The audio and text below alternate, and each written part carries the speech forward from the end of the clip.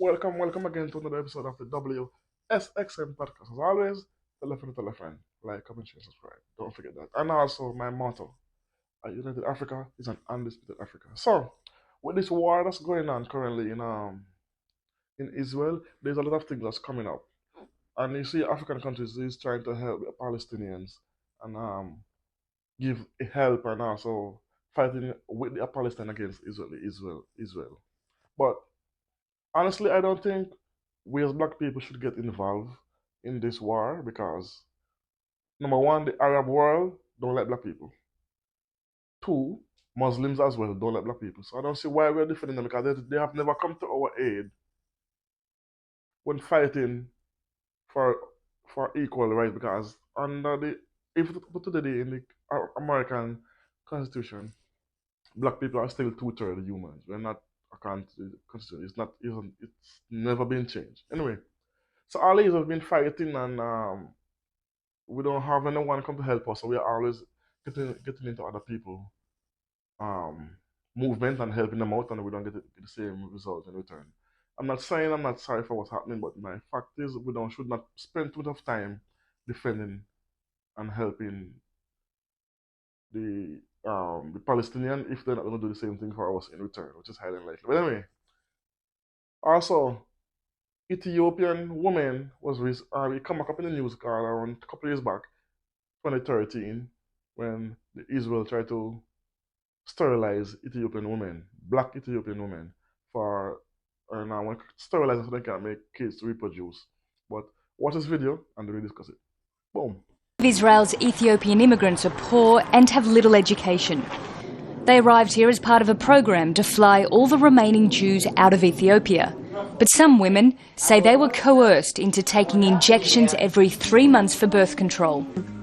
At the meeting, they said, you don't need to give birth so many times. If you give birth a lot, you will suffer in life. You need a job in Israel.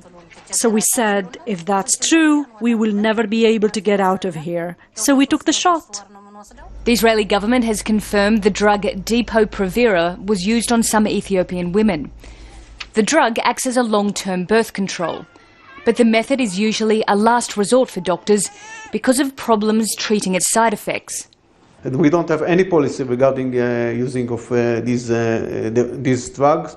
As I said, the Ministry of Health does not issue guidelines, neither in Ethiopia nor in Israel, what drug to use.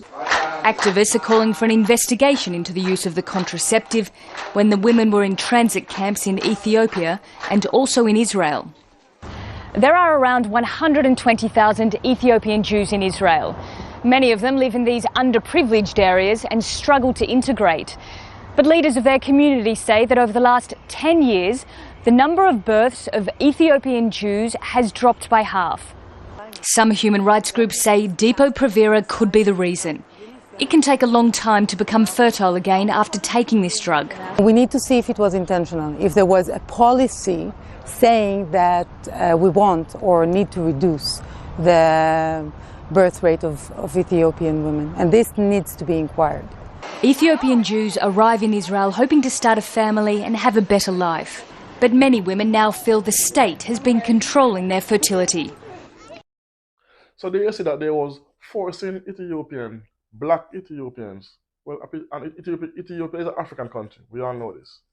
It's the only country that's never been colonized, Ethiopia. Anyway, so you see, they was giving these women these birth control, regardless of whether they want it or not. And if you want to work, they have to give it to you regardless. And they knew it has long-lasting effect on the female body with reproduction purposes. So even when they stop taking, they still can reproduce. So they basically sterilize a whole group of people, all because they don't want to have black Jews, according to the report. This is not me saying this. This is what the report is saying about what the Israelis did to the Ethiopians when they take them in as refugees. So this also further proves my point. That part of the world do not like black people. We have seen this countless times where they have um, take lives of black Jews. They have treat them like less than, treat them like animals. And don't forget, during the Ottoman Empire, they enslaved us as well. And they not only enslaved us, they all the men, they not all the men, but some of these men slaves during the Ottoman Empire. That's a little backstory. The Ottoman Empire, they they cut off the the male slaves um thing and then put them to guard the battles. Listen, let's say the process. Let's say the battles. Not to be YouTube don't want YouTube to take this video down. So women who was used for recreational use. So they put black slaves to watch these women, but before they do, they mutilate them, cut off their manhood, and then use them as guards. Because what? If you don't have your manhood, you cannot cause a harm to other slaves. Like they used to enslave not only black people but white people as well. But and during that time, they still gave white slaves more leverage over black slaves again. So in everything, we are at the bottom. Just like a side note, if you want, I have a video on that too. I'll put the link in the description for the Ottoman Empire, how they enslave Africans and how they treat them. So anyway, so my point is, we must not. I don't want us to get too deep into this defending the Palestinians. Yes, they are human beings, and we're all in solidarity with them. But we should not take it too far, as if we want to send people over there to fight. I don't want we to send no black African American, African people to go over there to literally go on the ground and fight because they don't do this for us. And we have seen it countless times to where Palestine, they have said this out of their own mouth. And the area in general, what they think of black people.